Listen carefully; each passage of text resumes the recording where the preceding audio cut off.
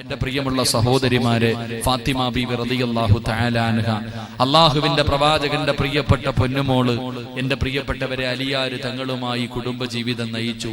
അടിയുമില്ല, വഴക്കുമില്ല, ബഹളങ്ങളുമില്ല, കുറ്റപ്പെടുത്തലുമില്ല, പരിഹാസവുമില്ല. അവര് രണ്ടുപേരും സന്തോഷത്തോടെ ജീവിച്ചു. ഫാത്തിമ ബീവി റളിയല്ലാഹു തആല അൻഹയ്ക്ക് 29 വയസ്സായി. ഫാത്തിമ ബീവി എത്ര കൊല്ലം ജീവിച്ചു? നിന്നെ പോലെ 50 വർഷം ജീവിച്ചില്ല, 40 വർഷം ജീവിച്ചില്ല. അള്ളാഹുവിന്റെ റസൂലിന്റെ പൊന്നുമോള് 29 വയസ്സുവരെ ജീവിച്ചുള്ളൂ.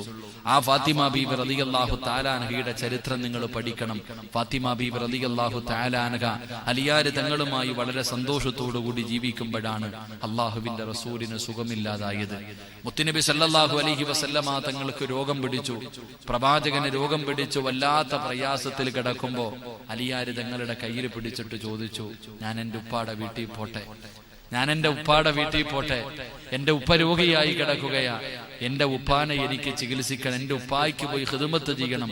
ഫാത്തിമ ബീവി റളിയല്ലാഹു തആല അൻഹ ഭർത്താവിനോട് അനുവാദം ചോദിച്ചിട്ട് രോഗിയായി കിടക്കുന്ന വാപ്പാടെ ചാരത്ത് പോയി. നീ നിന്നെ കുറിച്ച് ചിന്തിക്ക്. നിന്നെ ഇത്രയും കാലം പോറ്റി വളർത്തി, നല്ലതുപോലെ കഷ്ടപ്പെട്ട് നിനക്കൊരു വിവാഹ ജീവിതം ഉണ്ടാക്കി തന്ന നിന്റെ വാപ്പ രോഗം പിടിച്ച് കിടക്കുന്നു, ഉമ്മ രോഗം പിടിച്ച് കിടക്കുന്നു. അവരെ ഒന്ന് നോക്കാൻ വേണ്ടി നിന്നെ വിളിച്ച നീ പറയും, മക്കൾക്ക് ട്യൂഷൻ ഉണ്ട്, മക്കൾക്ക് മദ്രസയിൽ പോകണം, മക്കൾക്ക് സ്കൂളിൽ പോകണം. നീ പോകാറുണ്ടോ? വാപ്പ രോഗം പിടിച്ച് കിടന്നപ്പോ എന്റെ പ്രിയപ്പെട്ട പെങ്ങന്മാരെ, വാപ്പായിക്ക് ഏറ്റവും ഇഷ്ടം നിന്നോടാ. എന്റെ പ്രിയപ്പെട്ടവര് മനസ്സിലാക്കണം, പെൺകുട്ടികൾക്ക് വാപ്പാനെ വല്ലാത്ത ഇഷ്ടമാ, വാപ്പമാരെ വല്ലാത്ത ഇഷ്ടമാ. അള്ളാഹുവിന്റെ റസൂല് സുഖമില്ലാതെ കിടന്നപ്പോ ഫാത്തിമ പോയിട്ട് ഭർത്താവിനോട് ചോദിച്ചു, ഞാൻ പൊക്കോട്ടെ, എന്റെ ഉപ്പാനെ എനിക്ക് നോക്കണം, എന്റെ ഉപ്പാനെ എനിക്ക് നോക്കണം. എന്റെ പ്രിയമുള്ളവരെ, ഫാത്തിമ ബീവി റളിയല്ലാഹു തആല അൻഹ അള്ളാഹുവിന്റെ പ്രവാചകൻ സല്ലല്ലാഹു അലൈഹി വസല്ലമ തങ്ങളുടെ ചാരത്ത് വന്നു. പ്രവാചകന് വെള്ളമെടുത്തു കൊടുത്തു, കൈകാലുകൾ നെക്കിക്കൊടുത്തു.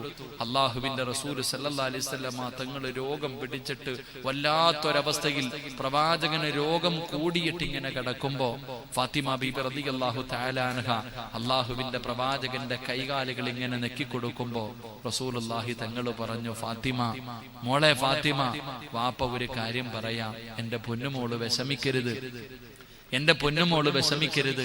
അള്ളാഹുവിന്റെ റസൂൽ സല്ലല്ലാഹു അലൈഹി വസല്ലമ തങ്ങൾ ഫാത്തിമ എന്ന് പറയുന്ന പൊന്നുമകളോട് പറഞ്ഞു, മോളെ, വാപ്പയുടെ മരണം അടുത്തു, ഉപ്പാന്റെ മരണമെടുത്തു.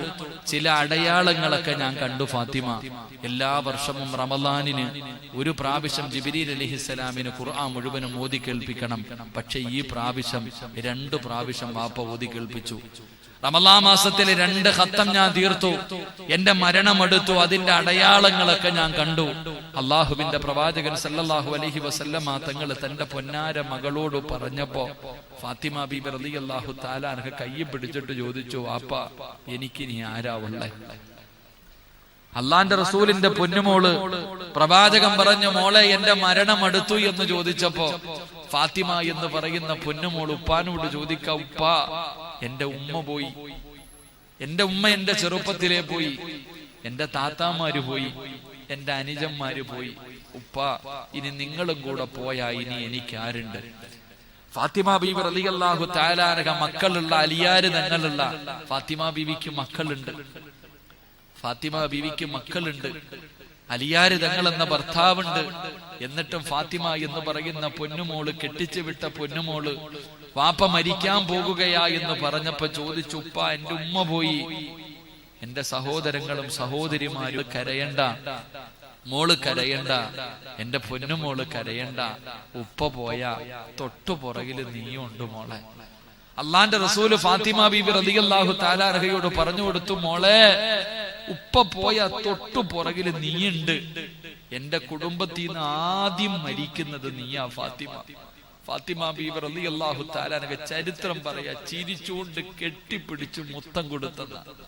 29 വയസ്സേ ഉള്ളൂ പെണ്ണെ.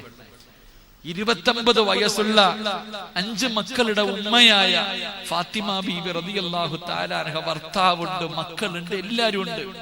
നിനക്ക് 50-60 വയസ്സ്, നിനക്ക് ഇപ്പോഴും പേടി. 29 വയസ്സുള്ള ഫാത്തിമ എന്ന് പറയുന്ന പൊന്നുമോളോട് പറഞ്ഞു, ഈ കൊല്ലം തന്നെ നീ മരിക്കും ഫാത്തിമ. ഈ വർഷം തന്നെ നീ മരിക്കുമെന്ന് പറഞ്ഞപ്പോ ഫാത്തിമ ബീബി കെട്ടിപ്പിടിച്ചിട്ട് ഉപ്പാന് ചുംബനം കൊടുക്ക. എന്റെ ഉപ്പയില്ലാത്ത ദുനിയാവ് എനിക്ക് വേണ്ട. അതാ സ്നേഹം, അതാ സ്നേഹം.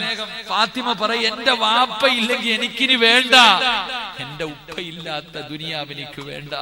ഫാത്തിമ ബീബി റളിയല്ലാഹു തആല അൻഹ പൊട്ടിക്കരഞ്ഞ. അവിടെന്ന് പടച്ചവനെ ആയിഷ ബീബി റളിയല്ലാഹു തആല അൻഹ ചോദിച്ചു, നീ എന്തിനാ ഫാത്തിമ ചിരിച്ചേ? ഞാൻ പറയൂല, എന്റെ ഉപ്പ പറഞ്ഞ രഹസ്യമാ, എന്റെ ഉപ്പ പറഞ്ഞ രഹസ്യമാ. എന്റെ പ്രിയപ്പെട്ട പെങ്ങളെ, ഇന്ന് ഫെബ്രുവരി 29 വയസ്സുള്ള ഫാത്തിമ ബീബി റളിയല്ലാഹു തആല അൻഹ, നീ പഠിക്കണം ഫാത്തിമയെ കുറിച്ച്. 29 കൊല്ലമേ ജീവിച്ചുള്ളൂ പെണ്ണെ. ആ പെണ്ണാ നാളെ സ്വർഗത്തിൽ നിന്റെ മുന്നിൽ നിൽക്കുന്നത്. ആ ഫാത്തിമ ബീവിയുടെ പുറകിൽ നിന്നാ നീ സ്വർഗത്തിൽ പോകേണ്ടത്. ഫാത്തിമ ബീബി റളിയല്ലാഹു തആല അൻഹ അവസാനം പടച്ചവനെ സക്കറാത്തിന്റെ അവസ്ഥയിൽ 29ാമത്തെ വയസ്സിൽ, എന്റെ പ്രിയപ്പെട്ട പെങ്ങളെ നീ പഠിക്കണം. റസൂലുള്ളാഹി സ്വല്ലല്ലാഹു അലൈഹി വസല്ലമ തങ്ങൾ വഫാത്തായി, മുത്തുനബി വഫാത്തായി. ഞാൻ പറയുന്നില്ല, നിങ്ങൾക്ക് ചരിത്രമറിയാം. റസൂലുള്ളാഹി തങ്ങളുടെ വഫാത്ത് നിങ്ങൾക്ക് എല്ലാവർക്കും അറിയാം. ഫാത്തിമയെ കൊണ്ട് സഹിക്കാൻ കഴിയാത്തതാ. അള്ളാഹുവിന്റെ പ്രവാചകൻ സ്വല്ലല്ലാഹു അലൈഹി വസല്ലമ തങ്ങൾ വഫാത്തായി. അവിടെ മയ്യത്ത് കൊണ്ടുപോയി, അവിടത്തെ മയ്യത്ത് കൊണ്ടുപോയി കബറടക്കിയിട്ട് തിരിച്ചു വന്നപ്പോ ഫാത്തിമ ബീബി റളിയല്ലാഹു തആല അൻഹ അനസ് റളിയല്ലാഹു തആല അൻഹുവിനോട് ചോദിച്ചു, അനസ്, നിനക്ക് എങ്ങനെ തോന്നി എന്റെ ഉപ്പാടെ നെഞ്ചത്ത് മണ്ണുവാരിയിടാൻ? 10 കൊല്ലം ഹാദിമായി ജീവിച്ചിരുന്ന അനസ് റളിയല്ലാഹു തആല അൻഹുവിനോട് ചോദിച്ചു, നിനക്ക് എങ്ങനെ പറ്റി അള്ളാഹുവിന്റെ റസൂലിന്റെ നെഞ്ചിൽ മണ്ണുവാരിയിടാൻ നിനക്ക് എങ്ങനെ തോന്നി അനസ്? എന്റെ പ്രിയപ്പെട്ട പെങ്ങളെ, അലിയാര് തങ്ങൾ പറയുകയാ, അള്ളാഹുവിന്റെ പ്രവാചകൻ വഫാത്തായപ്പോ എനിക്ക് 2 നഷ്ടമാ ഉണ്ടായേ. നിനക്കൊക്കെ നിന്റെ മാതാപിതാക്കളോട് എത്ര സ്നേഹമുണ്ടോ സഹോദരി? അലിയാര് തങ്ങൾ പറയാ, മുത്തുനബി വഫാത്തായപ്പോ എനിക്ക് 2 നഷ്ടമാ ഉണ്ടായേ. ഒന്ന്, മുത്തുനബി വഫാത്തായതെന്ന് പറയുന്ന നഷ്ടം. അള്ളാഹുവിന്റെ പ്രവാചകൻ വഫാത്തായപ്പോ മുത്തുനബി മരണപ്പെട്ടതിന്റെ ദുഃഖം എനിക്കുണ്ടായി. 2ാമത്തെ നഷ്ടം എന്തെന്നറിയോ? എന്റെ ഫാത്തിമ പോയി. എന്റെ പ്രിയപ്പെട്ട പെങ്ങളെ, റസൂലുള്ളാഹി സ്വല്ലല്ലാഹു അലൈഹി വസല്ലമ തങ്ങളും വഫാത്തായതിനു ശേഷം മരിക്കുന്ന ദിവസം വരെ ഫാത്തിമ ചിരിച്ചിട്ടില്ല. നിങ്ങളെ ചരിത്രം എടുത്തു നോക്ക്. ഫാത്തിമ ബീബി റളിയല്ലാഹു തആല അൻഹയുടെ ചരിത്രം എടുത്തു നോക്ക്. അലിയാര് തങ്ങൾ പറയുന്നുണ്ട്, മാ റഅയ്തുഹാ ഫാത്തിമ, ഞാൻ കണ്ടിട്ടില്ല ഫാത്തിമ ബീബി റസൂലുള്ളാഹി തങ്ങൾ വഫാത്തായതിനു ശേഷം മരിക്കുന്ന ദിവസം വരെ ചിരിച്ചിട്ടില്ല. ഞാൻ ഒരുപാട് തമാശകൾ പറഞ്ഞു നോക്കി. എന്റെ ഫാത്തിമാനെ ഒന്ന് ചിരിപ്പിക്കാൻ ഞാൻ ഒരുപാട് തമാശകൾ പറഞ്ഞു നോക്കി. എന്റെ മക്കള് കളിപ്പിച്ചു നോക്കി. പക്ഷേ ഫാത്തിമ മരിക്കുന്നത് വരെ ചിരിച്ചിട്ടില്ല എന്ന് മഹാനായ സയ്യിദുന അലി ഇബ്നു അബീ ത്വാലിബ് റളിയല്ലാഹു തആല അൻഹു എപ്പോഴും കരച്ചല. ഉപ്പാനെ കുറിച്ച് പറഞ്ഞിട്ട് എപ്പോഴും ഫാത്തിമ കരച്ചല. എന്റെ പ്രിയപ്പെട്ട സഹോദരിമാരെ, അവസാനം ഫാത്തിമ ബീബി റളിയല്ലാഹു തആല അൻഹ 29 വയസ്സ് തികയാറായി, അവിടെ നിന്ന് കഴിയാറായി. ഫാത്തിമ ബീബി റളിയല്ലാഹു തആല അൻഹ ഒരു ദിവസം കുളിച്ചൊരുങ്ങി തന്റെ പ്രിയപ്പെട്ട ഭർത്താവ് വീട്ടിലേക്ക് കയറി വന്നു. കഴിക്കാൻ ഭക്ഷണമൊക്കെ കൊടുത്തു. എന്നിട്ട് തന്റെ പ്രിയപ്പെട്ട ഭർത്താവിന്റെ മടിത്തട്ടിൽ തലവെച്ചിട്ട് അലിയാര് തങ്ങളുടെ മടിയിൽ കിടന്നിട്ട് ഫാത്തിമ ബീബി പറഞ്ഞു, അലിയെ, ഞാൻ പോകുകയാ, എന്റെ മരണമെടുത്തു അലിയെ, ഞാൻ പോകുകയാ അലിയെ, എന്റെ മക്കളെ നിങ്ങൾ നോക്കിക്കൊള്ളണം.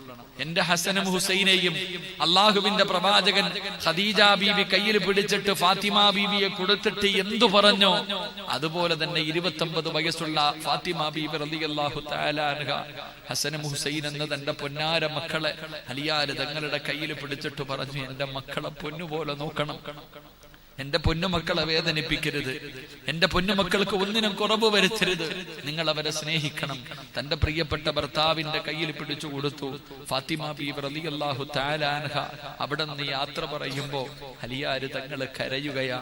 ഫാത്തിമ ബീവിയുടെ വാ പൊത്തിപ്പിടിച്ചിട്ട് അലിയാര് തങ്ങള് ചോദിച്ചു, ഫാത്തിമ, നീ എന്നോട് യാത്ര ചോദിക്കുന്നു, നീ എന്നെ വിട്ടിട്ട് പോകുകയാണോ? എന്റെ പ്രിയപ്പെട്ട പെങ്ങളെ മരിക്കുമ്പോഴും ഫാത്തിമ ബീബി റളിയല്ലാഹു തആല അൻഹ പറഞ്ഞത് എന്തെന്നറിയോ? അലിയെ, ഞാൻ മരിച്ച എന്റെ മയ്യത്ത് പകല് കബറടക്കരുത്, രാത്രിയിലെ കബറടക്കാവൂ.